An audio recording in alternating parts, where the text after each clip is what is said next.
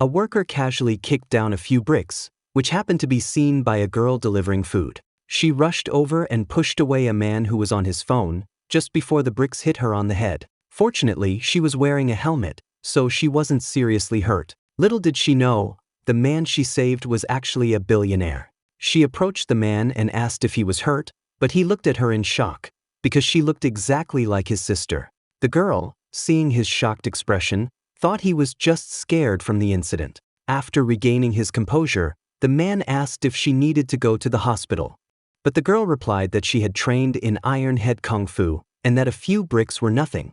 The man gave her his business card, telling her to contact him if she ever needed anything. She then continued her food delivery. Later, the man called his sister to tell her about the girl, but she didn't believe his story. She jokingly asked if she had a long-lost twin sister. After hanging up, she headed to the airport to welcome her fiancé Kangju back to the country. As the sole heir to a top business empire, Kangju's return was heavily covered by the media. When Du-rim handed him flowers to welcome him, he turned away in disgust, leaving her embarrassed. In the car, Kangju coldly handed her an extremely valuable diamond necklace. Receiving such an expensive gift instantly cheered Du-rim up. She then asked Kangju how she looked, but he closed his eyes and ignored her, making her grit her teeth in frustration. Even though they were engaged, their relationship was very distant. Du-rim suggested they spend more time getting to know each other, but Kangju said he would send her a personal info sheet. There was no need to waste time on getting acquainted. Du-rim tried to find an excuse to leave, but Kangju kept checking the time. Just then, a group of people walked by, and Kangju stepped forward to greet them. It turned out the elegant woman among them was a major client he was planning to negotiate with. As she turned to leave, her eyes were caught by Du-rim's diamond necklace. Kangju immediately realized he had a hook and went to explain that the necklace was a good luck charm. It had helped him succeed in his proposal. Only then did Du-rim realize she had been used. Thanks to Kangju's maneuver, the woman signed the deal with him, and he left Du-rim behind. Du-rim angrily confronted him, asking if he was just using her as a tool. Kangju came clean and said a commercial marriage is just mutual exploitation. With that, he turned and left. Furious, Du-rim returned home and vented to her mother. To her shock, Du-rim's mother slapped her and told her to endure the humiliation no matter what. If their company didn't receive investment from Kangju's family, it would go bankrupt immediately. The only way to survive the financial crisis was through marriage with the heir of the Sun Group. Soon, the day of the engagement arrived, but Du-rim left a note for her brother and disappeared. Kangju's parents came to ask why Du-rim was missing, leaving her mother unable to explain. Later, Du-rim's aunt found her and said there were already rumors spreading that the two families were calling off the engagement. Her father gave her 2 days to find Du-rim, or the investment funds would be withdrawn. Furious, Du-rim's mother sent people everywhere to search. At that moment, her brother remembered the food delivery girl who once saved him. Meanwhile, Du-rim's lookalike, Du-rin, ran into her own trouble. Her grandmother suddenly collapsed and was hospitalized. She urgently needed a large sum for medical treatment. Just as she was feeling hopeless, Du-rim's brother found her. They quickly struck a deal. He would cover her grandmother's medical bills, and she would pose as the heiress. Thus, Du-rin transformed into the heiress of a real estate empire. That day, Kangju came to pick her up and brought her to a luxurious villa. Du-rin was stunned by the garden that looked as big as a soccer field. When Du-rim's mother saw Du-rin, she was also shocked. How could someone look exactly like her daughter? However, as soon as Du-rin opened her mouth, her strong countryside accent gave her away. To make her more convincing as the heiress, Du-rim's brother took her for a full makeover. From head to toe, she was styled just like Du-rim. As they left, Du-rin received a phone call and didn't notice that her lucky bracelet had been kicked into a corner. Soon, she realized it was missing and went back to search for it. Coincidentally, Kangju happened to be there for business. The bracelet rolled near him, and he casually picked it up, hanging it on a tree branch. As he entered the elevator, he brushed shoulders with Du-rin, who spotted the bracelet immediately, as if fate had drawn them together. Next, Du-rim's brother trained Du-rin in table manners to avoid exposing herself at meals, and he taught her about Kangju's family members. Soon, the day came for both families to formally meet. Du-rin, nervous and inexperienced in high society, went to the restroom to calm herself. There, she unexpectedly ran into the con woman who had once swindled her life savings. The woman immediately fled, and Do-rin chased her without thinking, throwing away all pretense. Just then, Kong-ju saw the familiar figure and stopped in his tracks. Do-rin and the woman were locked in a scuffle. Do-rin quickly gained the upper hand and snatched the woman's wallet back. As Kong-ju was heading toward the sofa, he was called back just in time. Do-rin looked up and was stunned. It was her favorite celebrity, Jiang-in. Then it hit her. If Jiang-in was Kong-ju's younger brother, that meant her fiancé was Jiang-in's brother. Terrified, she quickly hid and told the con woman to leave first. Then she straightened up and put on a cold, aloof expression. When Kong-ju walked over, he didn't suspect she was a stand-in for Do-rim. Instead, he sarcastically asked if she was thinking about running away again. Do-rin was completely confused by his words, but to avoid being exposed, she could only pretend to apologize obediently. Just before entering the dining room, Kong-ju gave her a stern warning. Once was enough for a runaway bride. If she didn't have the courage to be his wife, she should leave now. There were plenty of women willing to take her place. Do-rin was furious at his arrogance and nearly challenged him on the spot. But thinking of her ailing grandmother, she forced herself to smile and carry on with the act. Just then, Do-rin's phone rang during the meal. The ringtone was Jiang-in's latest hit song, instantly exposing her as a fan and hinting at her true identity. Jiang-in invited her to his upcoming fan meeting, making her eyes light up with excitement. Everyone was now staring at her, so Do-rin quickly explained that since she was about to become part of the Choi family, she thought it was important to get to know everyone better.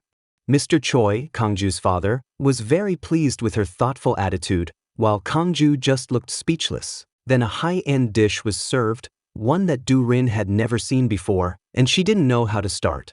Thankfully, Do-rim's brother noticed her panic and gave her a quiet demonstration, helping her avoid embarrassment. But the moment Do-rin took her first bite, she couldn't stop. She completely forgot about her heiress persona and began eating with great enthusiasm. Kong-ju's father watched her eat with joy and remarked that a good appetite was a blessing, and suggested they marry soon so he could have a grandchild. Do-rim's mother, caught off guard, awkwardly agreed. Finally, the dinner came to an end. Mrs. Choi, Kong-ju's mother, asked Kong-ju and Do-rin to spend some time alone to bond. Her mother and brother had no choice but to leave them behind. Do-rin assumed Kong-ju would take her home himself, but he had only been pretending to be affectionate in front of the elders. He coldly walked away and left her behind. Furious, Do-rin cursed under her breath. Luckily, Do-rim's brother arrived in time to pick her up. He gave her a stack of materials detailing Do-rim's habits, preferences, and social circle, instructing her to memorize everything in case of emergencies. Just then, Kong-ju's mother called and asked Do-rin to come visit the Choi residence. When she arrived, she was completely overwhelmed by the grand estate before her. It was so luxurious that she truly felt the limits of poverty had crushed her imagination. Kong-ju's mother then gave Do-rim a list of Kong-ju's preferences to help her quickly understand her fiancé. She invited her to stay for dinner and asked her to wait in Kong-ju's room.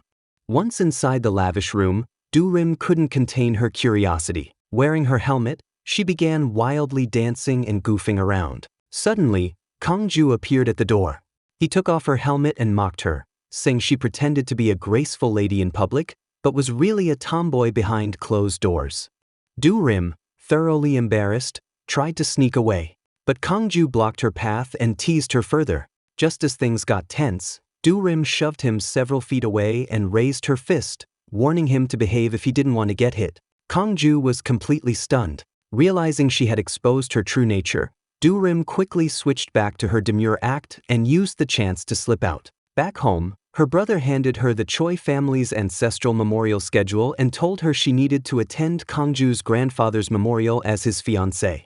But Do-rim protested. She had agreed only to pretend to be Do-rim for the family meeting, not participate in family events. To persuade her, her brother offered to give her another store. Do-rim instantly changed her mind and confidently said she'd take care of everything. Soon it was the day of the memorial. Her brother led her in to greet Kong-ju's grandmother, but the elderly woman shouted and scolded her the moment she saw her, furious that a fake heiress had come to the ceremony. But Do-rim wasn't fazed at all. Instead, she threw herself into household chores, eager to show her sincerity. Kangju mocked her again, calling her a wolf in sheep's clothing, one person in public, another in private. But Do-rim snapped back, saying every time she saw him, her stomach churned. Her boldness left Kangju speechless. Later, she helped in the kitchen, even personally learning how to make dumplings. She didn't act like a spoiled rich girl at all, which impressed the house staff, who all praised her. Outside, Kangju, overhearing the compliments, couldn't help but smile. Then Kangju's mother took Do-rim to see his grandmother again. The mischievous old lady insisted that Do-rim carry her on her back like a child. When the butler tried to intervene, she kicked him away. Not wanting to make things difficult, Do-rim cheerfully picked up the grandmother and carried her around to entertain her. But as she was walking, the grandmother suddenly lost control of her bladder, right as Kangju walked by and saw the awkward scene. Still, Do-rim was unfazed. She calmly carried the grandmother to her room to help her change, which quietly moved Kangju and made him start to see her in a different light. That evening, after the memorial ceremony, Do-rim stayed to help clean up. But when she picked up the grandfather's spirit tablet, the lights suddenly began to flicker. She struck a match to see more clearly, only for Kangju to appear out of nowhere and startle her. At that exact moment, the lights came back on, and the two of them accidentally fell into each other's arms. At that moment, Kangju's childhood friend and admirer, Rumi, happened to see him and Do-rim in each other's arms. Furious, she turned and ran off. Kangju, assuming Do-rim had staged the whole thing for Rumi to see, was annoyed. But Do-rim defended herself, saying she was the real victim in this situation. Kangju left in frustration. It turned out that Rumi was Ee-jin's, the real heiress, best friend and had secretly loved Kangju for years. She confronted him, asking if he truly wanted to marry Ee-jin, but Kangju told her it was all arranged by his family. He didn't even believe in love and didn't care who he married. Seeing an opportunity, Rumi confessed her feelings, but Kangju coldly rejected her. Desperate, Rumi threw herself into his arms, crying, "If it doesn't matter who you marry, then why not me?" But then Kangju noticed Do-rim secretly watching from a distance. Embarrassed, he pulled away from Rumi, but Do-rim had already seen everything. Kangju, now flustered, went to look for Do-rim and found her rescuing a kitten. Its mother had died, and the compassionate Do-rim was burying her. She handed Kangju a shovel and asked him to help dig the grave. As the heir to the Taeyang group, Kangju had never done manual labor in his life, but under Do-rim's judgmental glare, he reluctantly picked up the shovel. He was so clumsy, though, that he couldn't make a dent in the ground. Do-rim, exasperated, grabbed the shovel herself and mocked him for being useless, something shocking coming from someone posing as a prim heiress. After the burial, Kangju, in a rare move, offered to drive Do-rim home. Just as he began to explain what happened with Rumi, Do-rim got distracted by the kitten peeing in the car. Furious, Kangju yelled, no one had ever dared ignore him like this before. The next day, Do-rim and Kangju returned to the company for a scheduled interview. But suddenly, a distraught woman appeared and threw a tomato at Kangju. Her story? She had been fired just for farting at work. Desperate and humiliated, she came to the company to protest. The tomato, however, hit Do-rim, who jumped in front of Kangju to protect him. Instead of being grateful, Kangju looked at her with pure disgust. Security quickly dragged the woman away. Coming from a humble background, Do-rim empathized with the woman's pain, but Kangju was only concerned about the company's reputation. Do-rim glared at him in anger and stormed off. Rumi followed her to the dressing room to help her clean up, but was shocked when she saw Do-rim's face without makeup. Something about her face seemed different from before. Thinking quickly, Do-rim explained that she'd had a little cosmetic work done. Rumi seemed to buy the excuse. Just then, a department store staff member entered with a rack of clothes, and to Do-rim's shock, it was her best friend Jinju from back home. Startled, Do-rim quickly turned away, but Jinju immediately recognized her and excitedly asked if she was working there now. Rumi, annoyed, scolded Jinju for being so clueless. How could she not recognize the fiancé of the Jinju couldn't believe it. How could her rustic best friend possibly be engaged to the powerful Kangju? The whole thing made Do-rim feel sick, but she had to grit her teeth and play along. After the interview, the director, who happened to be a piano major, asked Durim to perform a piece on the piano for some extra video footage. This stunned Durim. She was a farm girl. She couldn't play piano. Jinju, watching from the audience, saw right through Durim's panic and became more certain than ever that this was indeed her childhood friend. With everyone's eyes on her, Durim had no choice but to walk toward the piano. She stalled by ordering a glass of water, trying to buy time. Jinju cheerfully offered to bring it and, with a wink, came back and accidentally spilled the water all over the piano, saving Durim from exposure. Later, Durim found Jinju in the storage room and the two finally embraced. After so long apart, it was a tearful reunion. Jinju asked what on earth was going on, and Durim confessed everything, how she was impersonating a rich heiress. Jinju even guessed wildly if they were secret twin sisters, but Durim quickly shut down that soap opera theory and begged her to keep it a secret. When Durim left the room, she saw the same woman from earlier, the one who had thrown the tomato. Curious, she learned that the woman had worked there for 3 years, had no husband or parents, and was raising 2 younger siblings. The stress of life had led her to smoke for relief. Durim, who had grown up raised only by her grandmother, felt deeply moved. She reached into her bag and handed over all her cash. Just then, Kongju happened to see her do it. Back at the office, he scolded Durim for meddling, saying the company wasn't a charity. But Durim, fed up, snapped back. "You're a two-faced hypocrite, a heartless money machine." Then she stormed out. Once outside, she realized she had overreacted and lost her temper. When she returned home, she found her brother nursing a hand injury. Worried, she gently examined the wound, then went to the kitchen to cook dinner for him. A warmth Ijin had never shown her own brother. As they ate, Durim asked if there was any news about Ijin. Durim's brother explained that they were already sending people out to search for Ijin. The next morning, Durim asked him for a day off. While aimlessly wandering the streets, she stumbled upon a cake-eating contest being held on the sidewalk. The generous prizes instantly sparked her competitive spirit. When the contest started, Durim didn't hold back. She grabbed handfuls of cake and stuffed them into her mouth with wild abandon, unaware that her future mother-in-law happened to be passing by at that exact moment. Covered in frosting and with zero poise, Durim ended up winning first place. But as the cheers faded, she suddenly locked eyes with her future mother-in-law in the crowd. In a panic, she smeared the remaining cake all over her face, pretending it was a quirky celebration. Just as the mother-in-law stepped forward, about to investigate, Kongju appeared and quickly escorted his mother away, narrowly saving Durim from being exposed. Kongju couldn't shake the feeling that the woman looked familiar. He waited at the mall exit to confront her. Durim, seeing him block the way, screamed in shock. Kongju, furious, yelled at her, "Are you out of your mind? You're supposed to be a dignified heiress and you're out here cramming cake like a maniac?"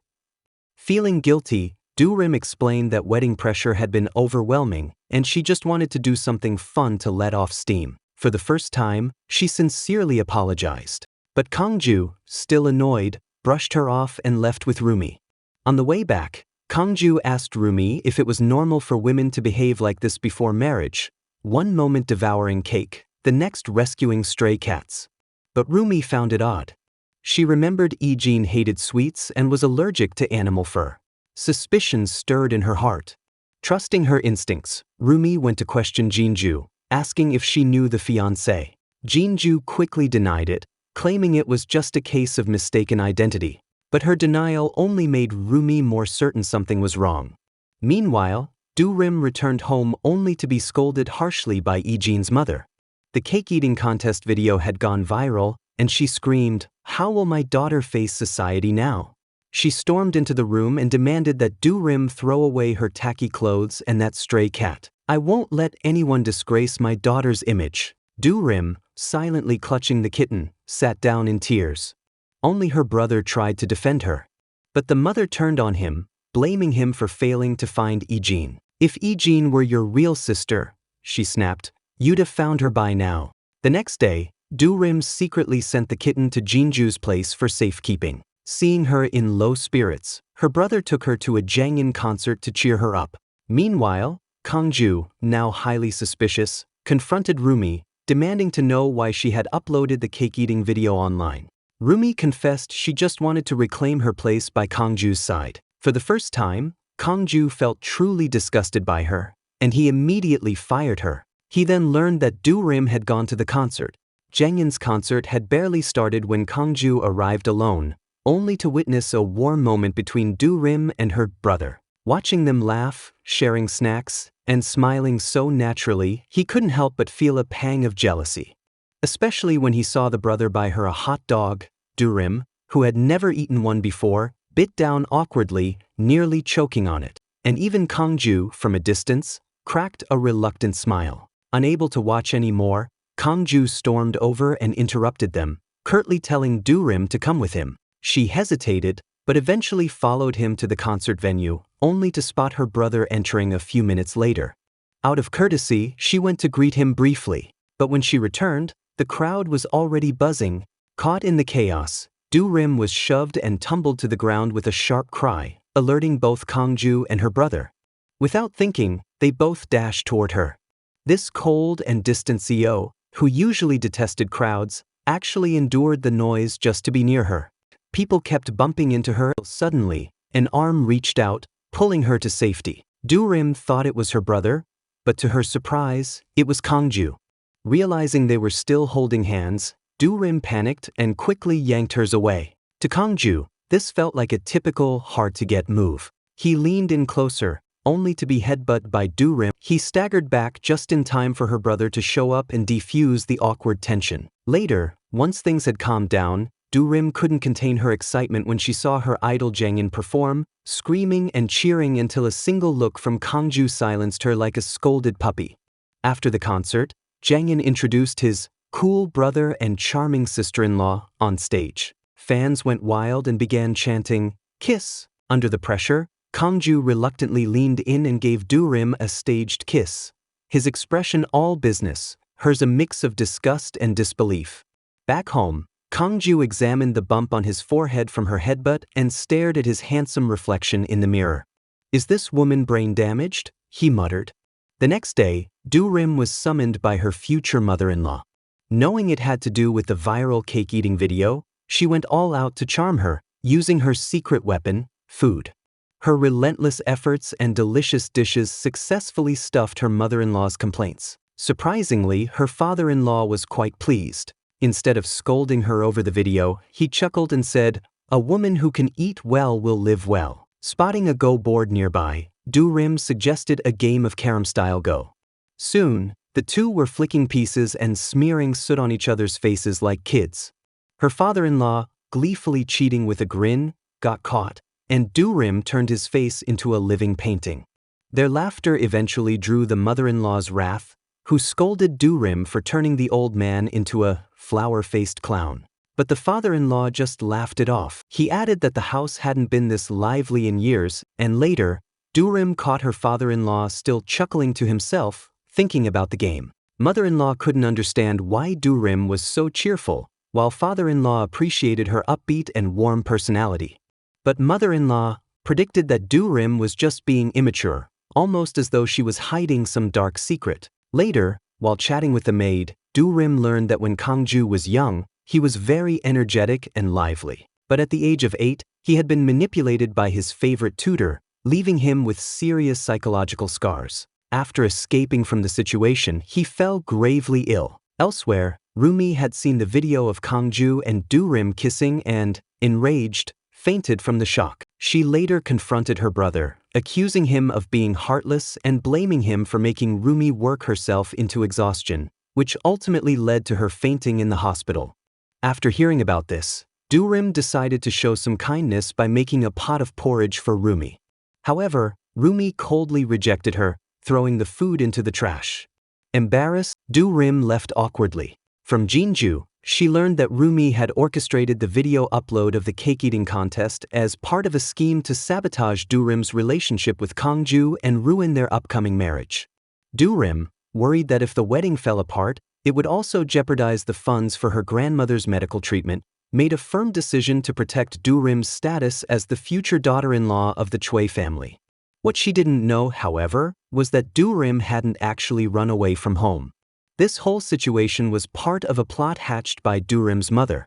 A century-old curse in the Chui family spoke of a terrifying fate that awaited the first wife of the Chui family's eldest son. They would die on their wedding night. Since Du Rim became Kangju's fiancée, she had been plagued by vivid dreams of a mysterious woman telling her that she would take her life on her wedding night. In desperation, Du Rim's mother had approached a family which to obtain the secret.